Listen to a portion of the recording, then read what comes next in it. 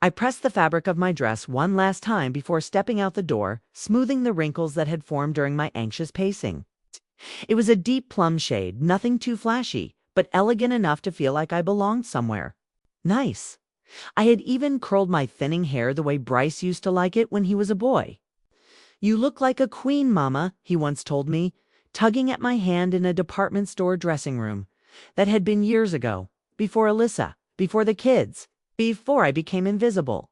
I held the card in my hand, a cream envelope with soft gold foil edges. Inside, I'd written a warm note and tucked $200 bills beneath it. "For your next little getaway," I'd written. I remembered how Bryce used to say vacations were too expensive, how he'd sigh when the water heater broke or when Alyssa's SUV needed new tires. I thought this gift might take some pressure off. Thoughtful, helpful mom things. The sky was already grumbling when I pulled up to the restaurant. La Viola. A fancy Italian bistro with floor-to-ceiling windows and glowing chandeliers that spilled soft light onto the sidewalk.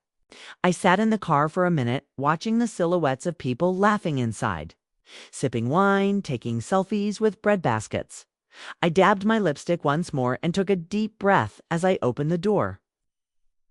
Bryce spotted me and walked toward me slowly, hesitantly, wearing a crisp navy blazer I had bought him on clearance at Macy's last Christmas. "Mom," he started, shifting uncomfortably. "Hey, what are you doing here?" I blinked. "What do you mean?" "You said the dinner was at 6. I came a little early, wanted to see the kids before things got busy."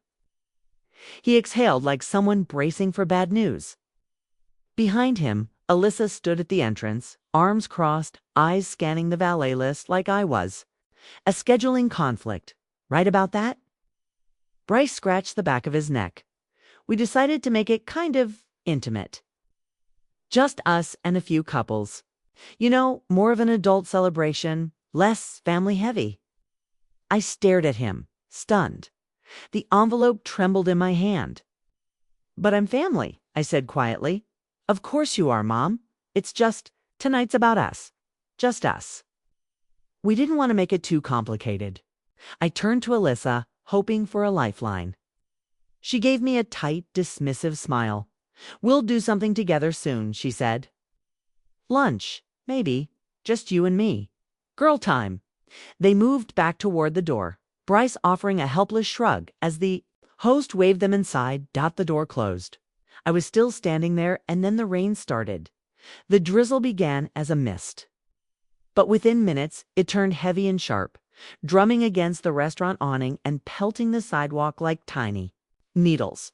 I didn't have an umbrella. I hadn't even thought of it. It's been sunny when I left the house. It's typical Midwest weather, kind when you plan, cruel when you move. My shoes were already soaked through. I tried to shelter myself under the entrance overhang, but every gust of wind angled the rain right at me. The dress? My plum dress clung to my arms like wet paper. I looked through the window. Inside, the room was glowing with warmth. Bryce laughed at something someone said. Alyssa was toasting with white wine, her gold earrings dancing in the chandelier light. Plates of pasta and bread circled the table. It was like a holiday I wasn't invited to. My son had told me to leave. Politely, but clearly. I wrapped my cardigan tighter and walked slowly toward the nearest bench under a street lamp. My breath fogged in front of me. I sat, shivering, not sure whether to cry or laugh. I wasn't embarrassed. I was heartbroken. A car passed, then another. No one stopped. Why would they? That's when a voice broke through the storm. "Ma'am, are you all right?" I looked up. He was in his early 30s, wearing a drenched white shirt and a black apron. He held a restaurant umbrella, big, black, and printed with the words La Viola Ristorante. "I saw you from inside," he said. "You looked like you needed a minute. Can I walk you somewhere?" His kindness nearly undid me. Double quotes? No. Fine, I lied, wiping my face even though I wasn't crying. "Just waiting on the bus." He gave a small smile. "Buses don't run this late out here. Especially not on a Friday." I swallowed hard. "Come on in, just for a moment," he said. I'll make you some coffee. Inside the restaurant felt like another planet. Warmth surrounded me, smells of garlic and rosemary, the hum of laughter, the clink of wine glasses, but not at their table. Bryce and Alyssa didn't see me. Or maybe they did and just didn't care. The young man led me to a side booth, away from the crowd. He brought a steaming mug of coffee, a small plate of lemon biscotti. "I'm Luis," he said, sitting across from me for just a moment. "Let me know if you need anything. Just rest here, okay?" I nodded, the heat of the cup returning life to my fingers. I hadn't realized until then how cold I'd become, or how deeply it stung to be forgotten. I sat there, cradling the coffee cup between my palms like it was the only warmth left in the world. The rain still splashed angrily against the windows. And even from this booth tucked into the far corner, could see the soft silhouettes of Bryce and Alyssa, their friends, their laughter. I wasn't angry, not yet. I was just stunned, disoriented, like someone had moved the ground beneath me without warning. Luis came back after a few minutes, this time with a clean towel and a small folded menu. "We're technically closing soon," he said, glancing toward the kitchen. "But I think I can sneak you something warm if you'd like." "On me." "That's very kind," I said, blinking fast. "But you don't have to. I'll be okay." He sat across from me again. "I know I don't have to," he said, "but I want to. You looked like you needed someone tonight. That caught me off guard. So few people ever look that closely anymore. Do you mind if I ask?" he began gently, nodding toward the group near the center of the dining room. "Were you supposed to be at that table?" I followed his gaze. "My son," I said softly, "it's his anniversary. He's told me it was just for the couples." That I wasn't part of the plan. Luis let out a long breath. Ouch. I gave him a tight smile. "It's all right. I've learned to adjust my expectations." He didn't say anything right away. Just watched me like someone who saw more. Then what was on the surface?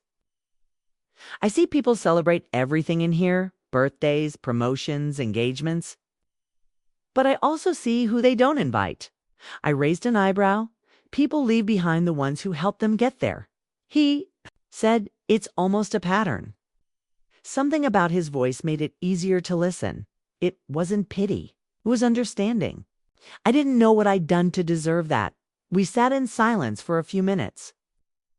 I let the coffee warm me from the inside out while the towel soaked up what the rain hadn't stolen from my cardigan.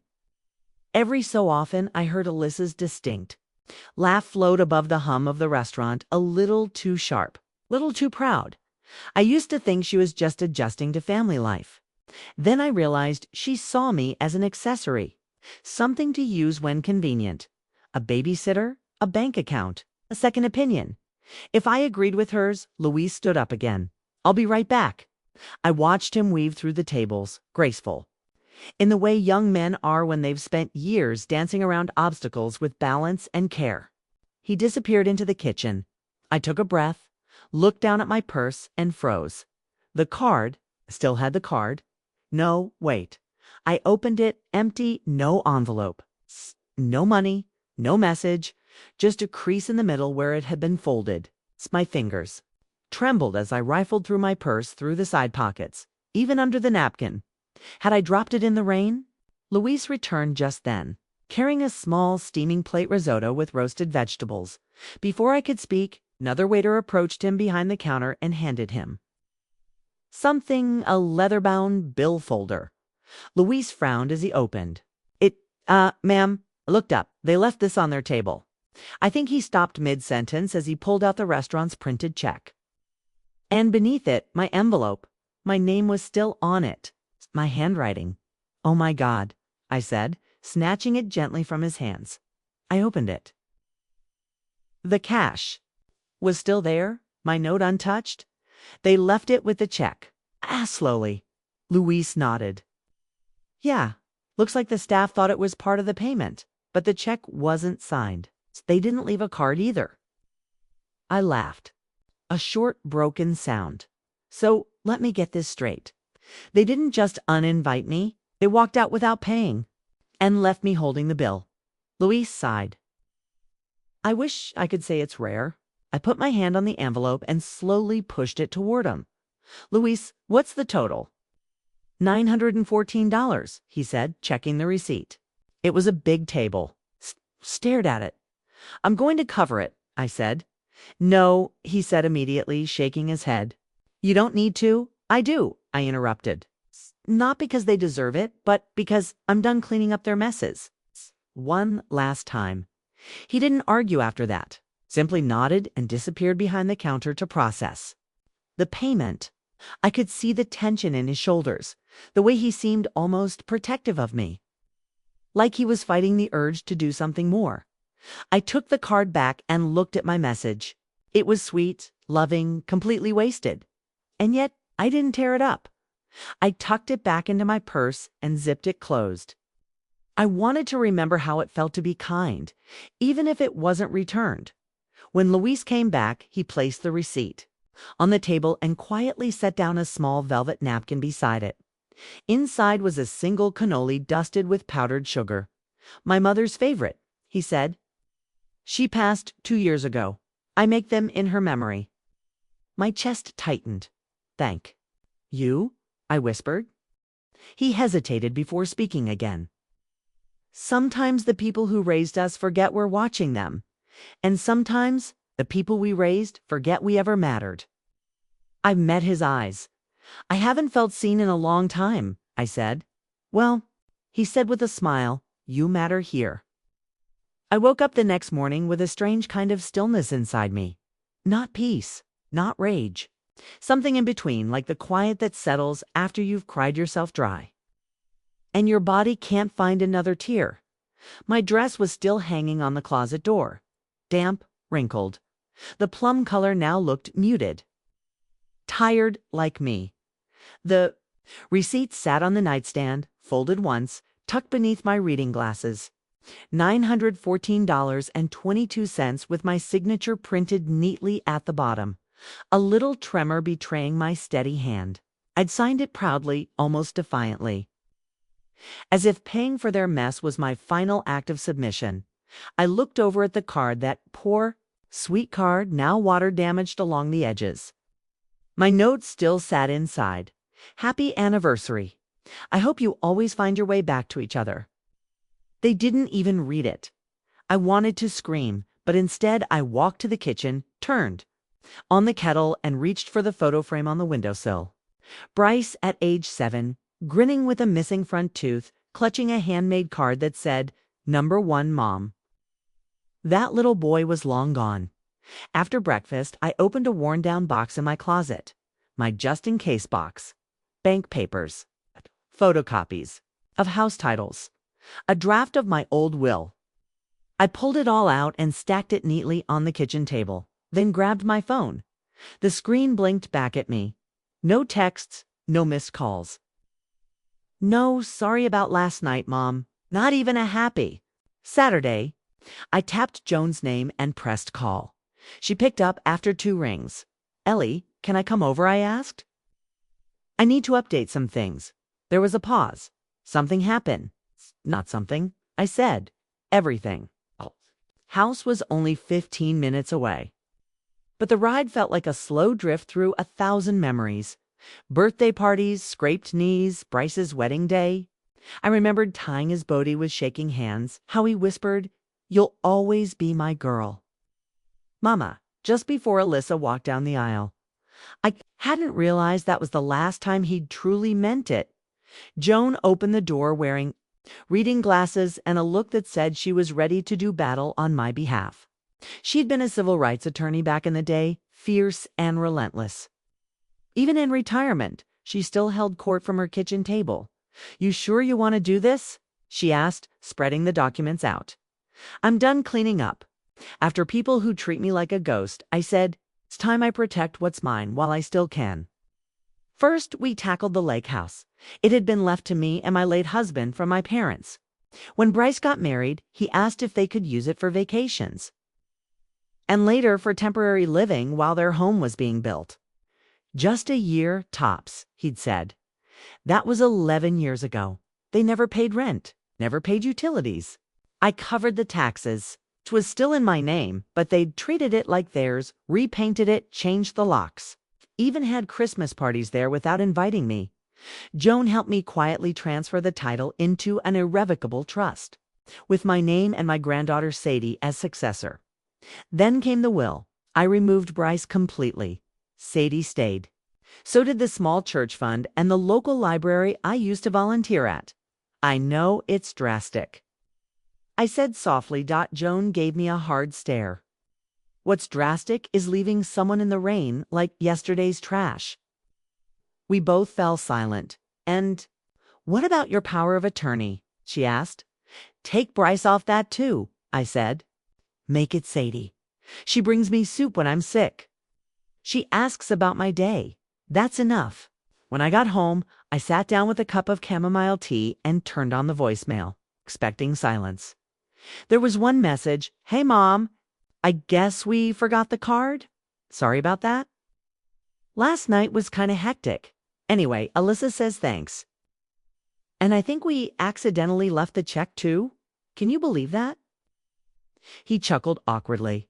Anyway, I'll swing by next week. Maybe. Grab lunch. No apology for standing me up. No mention of the rain. No acknowledgement that I paid a $900 bill for a dinner I wasn't allowed to attend. I deleted the message and I didn't reply that night. I dreamed of my late husband, Richard. We were sitting on the porch of the lake house. He was holding a mug of coffee and smiling out at the water. You gave them too much, Ellie, he said. Now, take it back. I woke up with tears running down my face, but this time they felt clean. It's not the kind of tears that burned. The kind that cleared the dust off the heart. 2 days later, Sadie called. Grandma, can I come over after school? I miss your hot cocoa. She didn't mention the dinner. Maybe she hadn't even been invited, but her voice warm, soft, sweet, wrapped around me like a hand-knit blanket. Of course, honey. I'll have the marshmallows ready. That night, as she curled up beside me on the couch, she noticed the folder labeled Important Docs. What's that? She asked. Just some things I'm sorting out, I said with a smile. For me, maybe. I said, someday. Sadie reached over and hugged me tightly. You're the only one who makes me feel like I belong. I squeezed her hand. Then that's all that matters. The next morning, I pulled out the old photo albums, the heavy, leather-bound kind with yellowed pages and corners held together by stubborn tape. Dust clung to the edges like memories refusing to be wiped away. Sadie was still asleep in the guest room, curled up like a kitten under the quilt my mother had sewn. It struck me then how much quieter life became when you stopped trying to be, heard by people who never really listened. I flipped through the pages. There was Bryce. Age 3, covered in chocolate frosting at his birthday party. Me, standing beside him with cake on my blouse and laughter in my eyes. Another photo, him, with Richard holding a toy airplane. The caption in my handwriting, to the moon, buddy. Always aim higher. I had loved them so deeply, Bryce. Richard, our little unit, had folded myself in half, in thirds, into shapes unrecognizable, just to keep everyone comfortable. The doorbell rang around 10 a.m. I opened it to find Alyssa, looking perfectly put together in yoga pants, oversized sunglasses, and that tight smile she reserved for moments she wanted something. Hi, Ellie. Can we talk? I stepped aside but didn't say a word. She walked in like she owned the place. She always did. We've been thinking about what happened at the restaurant. Oh, Kay asked slowly. Well, it was really an oversight. We assumed you were riding with Joan or someone. And you usually sit in the back anyway. She trailed off, sensing the ice forming in my eyes. I see, I said. You assumed? Yes, she nodded, missing the sarcasm. There was an awkward silence. She cleared her throat. We also heard from Sadie that you're making changes, legal ones. I didn't answer. Look, Ellie, she continued, her tone dipping into something more patronizing. We all get emotional, especially at a certain age. But decisions like this, cutting Bryce out of the will, it just feels vindictive. That did it? I stood tall, looking her dead in the eye. No, Alyssa. What's vindictive is bringing me to a restaurant, forgetting me on the sidewalk and leaving me with the bill for your celebration.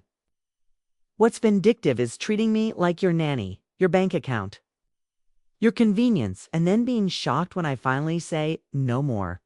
Her mouth fell open. Slightly, she hadn't expected fire from someone she thought was ashes. She left 5 minutes later. No hug, no apology. Just a sharp click of heels down the walkway. I felt good, not giddy, not triumphant, but solid. For the first time in years, I felt like a woman who still had roots. And maybe, just maybe, some wings left too.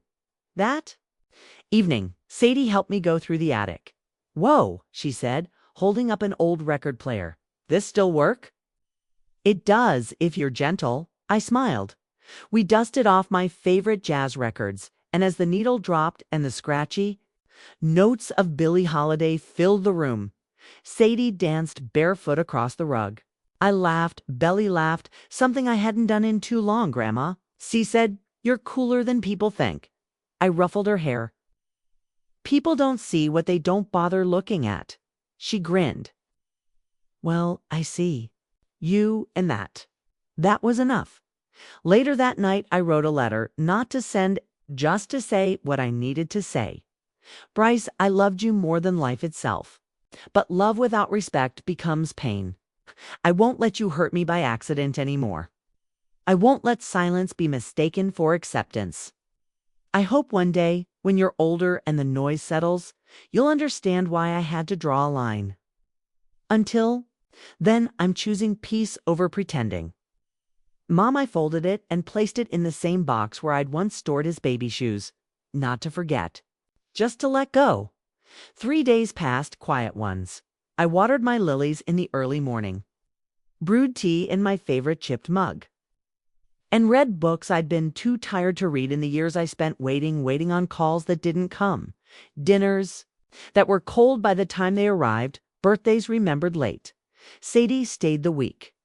She helped me clean out closets, digitize old photos, and fill the house with the kind of laughter that made walls feel alive again. Then, Saturday afternoon, there was a knock on the door. Not a polite knock. Not tentative. It was Bryce. He looked tired, hair slightly unkempt, wrinkle between his brows that hadn't been there a year ago. "Hey, Mom," he said softly. I said nothing. Just stood in the doorway. He glanced behind him like he wasn't sure if he should. "Be here. I wanted to come in and talk, please." I stepped aside. He entered slowly. The way you step into a place you used to call home but no longer recognize. We sat at the kitchen table. It's the same one where I'd fed him alphabet soup during chickenpox, or helped him with math homework, or folded tiny socks after laundry day. "I know what happened was wrong," he began. "The restaurant, leaving you out there. Alyssa said you were furious." I raised an eyebrow. "It's what she told you. She said you've been dramatic? Said you're changing your will to punish us." I leaned back in my chair. "And what do you think, Bryce?" He looked down. "I think I've been distant, that I've let things slide. I just didn't know it was this bad." "It wasn't," I said, "until it was." He blinked. "I don't know how to fix this. That's the thing," I replied. "Some things aren't fixed. They're acknowledged, owned. Then we decide where to go from there." He looked like he wanted to cry. But he didn't. He never had. Then, out of nowhere, he pulled an envelope from his coat pocket and slid it across the table. "What's this?" "An invitation for a family brunch next Sunday. Here in town. I want you there. No surprises, no games. Just family. It's the way we used to be. If you'll come." I didn't answer right away. I studied the envelope like it might sting. "Why?" Now, I asked why after all this time and all this silence. He rubbed his temple. "Because Sadie told me the truth. And because I saw the look in your eyes that night at the restaurant." And I remembered. The last time I saw that look was the night Dad walked out. I flinched. The memory was sharp. Bryce was only 8 then, but he'd remembered. I don't want to be him, Mom. Not like that. That made my breath catch. He stood, unsure of what else to say. I'll leave the invite here. You don't have to decide now. But I hope you'll come. And with that, he left. I sat there for a long while, staring at the envelope. Family brunch. Such a simple phrase for such a complicated hope. That night, Sadie curled beside me on the couch. She didn't ask what Bryce said. She just handed me a piece of caramel candy from the jar and leaned her head on my shoulder. I'm proud of you, Grandma. I smiled. For what? For finally being seen? I kissed her hair. Then whispered. Me too. I stood in front of the mirror, holding two dresses. One was navy blue, sensible, understated. The kind of dress mothers wear to graduations or dull holiday dinners. The other was deep crimson. Long sleeves, cinched waist, a little dramatic. I picked the red one, let them stare. Sadie helped me with my hair. She pinned it neatly, then took a photo without asking. You look fierce, she said, grinning. I look like someone who's about to make an entrance. And that's exactly what I intended. The brunch was at the Windsor Hotel. Upscale, too upscale for a family that used to microwave waffles on paper plates. I arrived 10 minutes early, just to watch who came late. When I stepped into the dining hall, heads turned. Not just my family's, everyone's. Maybe it was the dress. Maybe it was the storm cloud. I refused to hide anymore. Bryce stood. Mom, you made it. I gave him a polite nod. Alyssa smiled like I was a boardroom client. You look lovely. As always, I didn't bother replying. My eyes scanned the room. Cameron and Lacey were there. He waved. She buried herself in her mimosa. Tara had a phone in one hand, sunglasses on her head, indoors, and didn't even glance up until Bryce elbowed her. Oh, hi, Mom. I sat. The server came. A young woman, kind eyes, a nervous energy. Would you like coffee or tea, ma'am? Tea, please, I said. Hot, strong. As she walked off, Alyssa cleared her throat. So, we're glad you came. Bryce told us you were hesitant. I turned to her slowly. I was more than hesitant. I was wounded. The table quieted. I'm not here to pretend everything's fine, I continued. I'm here because my son asked me genuinely, and because I'm tired of ghost meals and hollow holidays. Cameron shifted uncomfortably. We've all been busy, he started. Don't, I said sharply. Don't hide behind that word. You weren't too busy to text memes in the family group chat, or book ski trips, or remember to split the tab at brunch that day. That hit. Lacey coughed into her napkin. Tara rolled her eyes. So what? This is some guilt-tripping performance now. I looked her dead in the eye. No, this is a resurrection. The table fell silent. Then the server returned. Here's your tea, ma'am. And to my surprise, she handed me a small card along with a cup. It read, "It's from someone who saw what they didn't. You didn't deserve that night. Stay strong." Your waiter from La Mirabelle looked up, stunned. The girl nodded slightly. Same dark eyes. She had been there. A waitress that night. Quiet. Invisible, but she'd seen. Alyssa frowned. What's that? I folded the card and slipped it into my purse. Hey, reminder that strangers sometimes have more decency than family. We ate in silence after that. Eggs Benedict, sliced fruit, clinking silver. No one asked me about my week. No one mentioned the rain-soaked night outside La Mirabelle. But Bryce did walk me to my car afterward. He didn't say much, just hugged me longer than usual. Thanks for coming, Mom. Thank you for seeing me. When I got home, I made a copy of the card. I framed it, placed it beside the photo of my kids when they were young before life hardened them. Before love grew conditional, I smiled, because sometimes being left out in the rain washes everything clean, even if it takes years to dry off. 2 weeks passed. Quiet ones. I didn't reach out, didn't text first.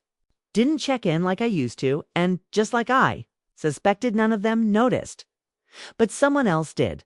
A letter arrived in the mail, stamped and formal. Not email, not a phone call, a letter. Thick envelope, gold embossed return address. From my late sister-in-law's attorney, notice of estate reading, the will of Martha Elaine Cooper. Martha, my husband's sister. The one who used to call me her only real family. She never married, never had kids, but she had property, 2 homes, one in the mountains and another down south. And investments my children never bothered to ask about. I knew she'd left something for me, but not like this. The reading was held in a small law office downtown. I wore black slacks and a navy blouse, simple, polished, confident. When I arrived, I was surprised to see Cameron, Tara, and even Alyssa there, each one holding the same letter, looking equally puzzled. "Why are you all here?" I asked, not unkindly. Alyssa smirked. "We got letters too." Apparently Aunt Martha added us as interested parties. I hid my frown. The attorney entered, gray hair, tight mouth. "Thank you all for coming. We'll begin." He opened the folder in front of him and read, "To my dear niece and nephews Cameron, Tara, Bryce and their spouses, your presence today does not equal inheritance. It equals accountability. You've shown more interest in my assets now than you ever showed in my health, my loneliness, or my letters. I am disappointed but not surprised." The room stiffened. Tara whispered, "Is this some kind of joke?" The lawyer didn't look up. To Bryce, "You were once kind, but kindness is not something to be borrowed and returned at convenience." To Cameron, "Your ambition is admirable, but it's become your compass." To Tara, "I hope you grow into the woman your mother once prayed you'd be." To Alyssa, "Your charm doesn't fool blood. You will each receive $500 for closure, not reward." Gasps. Cameron actually laughed, short and bitter. $500. But the attorney continued, louder now. "The remainder of my estate properties, investments, and assets goes to the only woman who visited me without needing something. Who cried when my dog died? Who brought tea and sat quietly while I healed? To Marilyn Cooper, my sister by heart, if not by blood, you were the only one who didn't make me feel forgotten." My breath caught. Silence crashed over the room. I didn't know," I whispered. The attorney looked directly at me. "She updated the will a year ago. It's called you her light in old age." Cameron stood. "This is ridiculous." Alyssa clutched her purse like someone had just pickpocketed her dignity. Tara muttered something under her breath and stormed out. After they left, the attorney slid over a second envelope. "Miss Cooper, this is for you. A letter from Martha. To be opened alone." I waited until I got home, sat at my kitchen table, hands trembling. Inside was a single page. "Marilyn, I know you never expected anything from me. It's why I trust you. I saw how your children left you in that storm. I saw what they didn't. Use this gift however you want, but don't let them shame you for it. Let it be a reward for your patience. Let it be power if you need it. Let it be proof that love, even unreciprocated, finds its way back." "Martha," I cried, not from grief, but from the strange, aching joy of being seen, owning 2 homes and several blue-chip investments. Didn't change my morning's eye, still brewed tea in the same chipped mug, still listened to the birds outside. My window still watered the potted plants that no one ever noticed but me. What changed was how I walked into a room, and how people responded. Word got out quickly. A distant cousin called just to check in. A woman from the church I hadn't heard from in 6 years sent me a loaf of banana bread wrapped in foil. But it wasn't until Cameron called that I knew everything had truly shifted. "Mom," said, voice softer than I remembered, "can we talk? I met him at the same cafe where we'd shared Sundays when he was little. He looked older, now tired in a way success couldn't fix. I was angry," he admitted.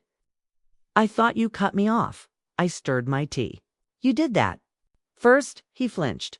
He wasn't here for money, not yet, but I could see the calculation behind his eyes. The wait-and-see, Tara, came next.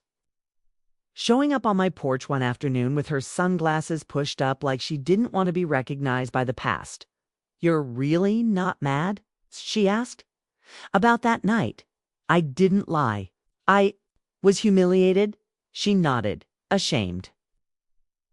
But she still asked in a roundabout way, "Are you planning to sell the mountain house?" I smiled. "I haven't decided yet. But if I do, it'll be on my terms." Even Alyssa, who once brushed me off like lint on a coat, texted, "Hey, I heard about the inheritance. Just wanted to say I was wrong. Hope we can start over." I left it on red. I hired an estate manager. Donated to 3 women's shelters in memory of Martha. Took a weekend trip to the coastal Onan, stayed in the most beautiful bed and breakfast with clawfoot, tubs and embroidered robes. One evening, I sat at the fire pit behind the mountain house, watching stars fall like silver needles across the sky. I thought about the rain that night outside the restaurant, how they laughed inside while I stood soaked, mascara running, heartbreaking like porcelain in my chest, and how the waiter, stranger, handed me their bill with a look that said, "They forgot you." But I didn't. Weeks later, I invited all 3 kids for dinner. No occasion. Just food and 4 chairs at a round table. They came, quietly nervous, like they were guests in someone else's life. I served them everything they liked: growing up lasagna, garlic knots, cobbler. We ate, talked a little. I listened more than I spoke, and just before dessert, I said, "I'm rewriting my own will. Don't look so shocked. You're not entitled to anything. But if you want to be in it, show me you remember who I am." No one spoke. I'm not interested in guilt flowers or duty calls. I'm not asking for performance. I'm offering a chance for redemption, if you want it. Tara looked down. Cameron opened his mouth, then closed it again. Alyssa whispered, "I don't want your money." I smiled. "Good. That's the first honest thing you've said in years." After they left, I sat by the window, tea in hand. It was raining again, but this time I wasn't outside. I was home, dry, warm, whole. And every drop against the glass sounded less like sorrow and more like peace.